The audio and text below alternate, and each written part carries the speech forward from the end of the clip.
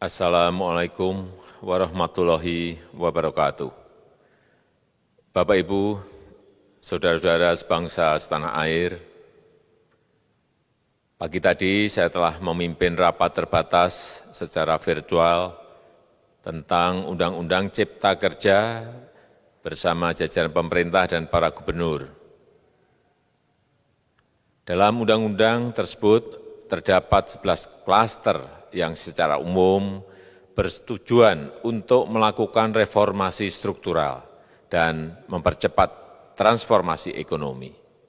Adapun klaster tersebut adalah urusan penyederhanaan perizinan, urusan persyaratan investasi, urusan ketenagakerjaan, urusan pengadaan lahan, urusan kemudahan berusaha, urusan dukungan riset dan inovasi, urusan administrasi pemerintahan, urusan pengenaan sanksi, urusan kemudahan pemberdayaan dan perlindungan UMKM, urusan investasi dan proyek pemerintah, serta urusan kawasan ekonomi.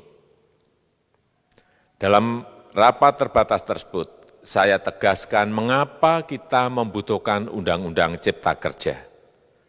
Pertama, setiap tahun ada sekitar 2,9 juta penduduk usia kerja baru, anak muda yang masuk ke pasar kerja, sehingga kebutuhan atas lapangan kerja baru sangat-sangat mendesak.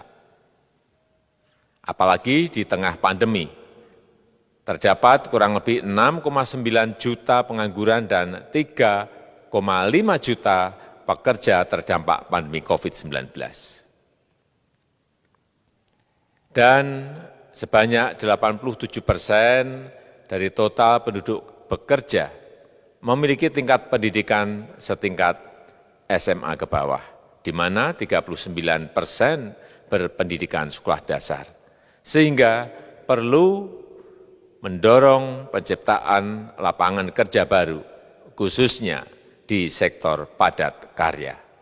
Jadi, Undang-Undang Cipta Kerja bertujuan untuk menyediakan lapangan kerja sebanyak-banyaknya bagi para pencari kerja serta para pengangguran. Kedua, dengan Undang-Undang Cipta Kerja akan memudahkan masyarakat, khususnya usaha mikro kecil, untuk membuka usaha baru. Regulasi yang tumpang tindih dan prosedur yang rumit dipangkas. Perizinan usaha untuk usaha mikro kecil (UMK) tidak diperlukan lagi, hanya pendaftaran saja. Sangat simpel. Pembentukan PT atau perseroan terbatas juga dipermudah. Tidak ada lagi pembatasan modal minimum. Pembentukan koperasi juga dipermudah. Jumlahnya hanya 9 orang saja. Koperasi sudah bisa dibentuk. Kita harapkan akan semakin banyak koperasi-koperasi di tanah air.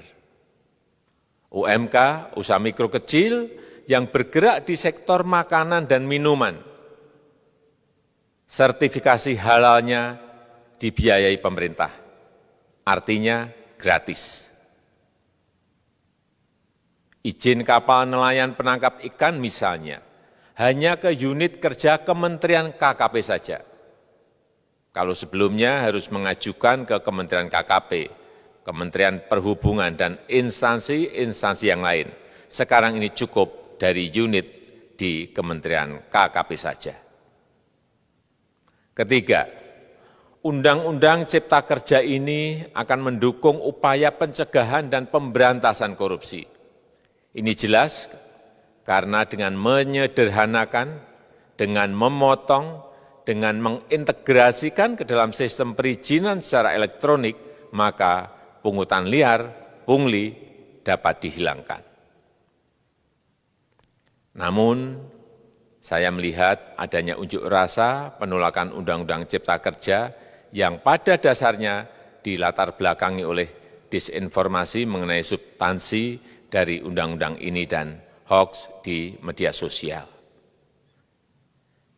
Saya ambil contoh, ada informasi yang menyebut tentang penghapusan UMP, upah minimum provinsi, UMK, upah minimum kota kabupaten, UMSP, upah minimum sektoral provinsi. Hal ini tidak benar, karena faktanya upah minimum regional, UMR, tetap ada. Ada juga yang menyebutkan bahwa upah minimum dihitung per jam. Ini juga tidak benar. Tidak ada perubahan dengan sistem yang sekarang. Upah bisa dihitung berdasarkan waktu dan berdasarkan hasil. Kemudian adanya kabar yang menyebutkan bahwa semua cuti sakit, cuti kawinan, cuti khitanan, cuti baptis, cuti kematian, cuti melahirkan, dihapuskan. Dan tidak ada kompensasinya. Saya tegaskan juga ini tidak benar. Hak cuti tetap ada dan dijamin. Kemudian apakah perusahaan bisa mem-PHK kapanpun secara sepihak? Ini juga tidak benar. Yang benar, perusahaan tidak bisa mem-PHK secara sepihak. Kemudian juga pertanyaan mengenai benarkah jaminan sosial dan kesejahteraan lainnya hilang. Yang benar, jaminan sosial tetap ada. Yang juga sering diberitakan tidak benar adalah mengenai dihapusnya AMDAL, analisis mengenai dampak lingkungan. Itu juga tidak benar. AMDAL tetap ada. Bagi industri besar harus studi AMDAL yang ketat. Tetapi bagi UMKM lebih ditekankan pada pendampingan dan pengawasan. Ada juga berita mengenai Undang-Undang Cipta Kerja ini mendorong komersialisasi pendidikan. Ini juga tidak benar. Karena yang diatur hanyalah pendidikan formal di kawasan ekonomi khusus, di KEK. Sedangkan perizinan pendidikan tidak diatur di dalam Undang-Undang Cipta Kerja ini. Apalagi perizinan untuk pendidikan di pondok pesantren. Itu tidak diatur sama sekali dalam Undang-Undang Cipta Kerja ini. Dan aturannya yang selama ini ada tetap berlaku. Kemudian diberitakan bahwa keberadaan bank tanah. Bank tanah ini diperlukan untuk menjamin kepentingan umum, kepentingan sosial, kepentingan pembangunan nasional, pemerataan ekonomi, dan konsolidasi lahan serta reforma agraria. Ini sangat penting untuk menjamin akses masyarakat terhadap kepemilikan tanah, kepemilikan lahan, dan kita selama ini tidak memiliki bank tanah. Saya tegaskan juga bahwa Undang-Undang Cipta Kerja ini tidak melakukan resentralisasi kewenangan dari pemerintah daerah ke pemerintah pusat. Tidak ada. Perizinan berusaha dan pengawasannya tetap dilakukan oleh pemerintah daerah sesuai dengan NSPK, norma, standar, prosedur, dan kriteria yang ditetapkan pemerintah pusat. Ini agar dapat tercipta standar pelayanan yang baik di seluruh daerah, dan penetapan NSPK ini dapat nanti akan diatur di dalam PP atau peraturan pemerintah. Selain itu, kewenangan perizinan untuk non-perizinan berusaha tetap ada di Pemda, sehingga tidak ada perubahan. Bahkan kita melakukan penyederhanaan, melakukan standarisasi jenis dan prosedur berusaha di daerah. Dan perizinan berusaha di daerah diberikan batas waktu. Ini yang penting di sini.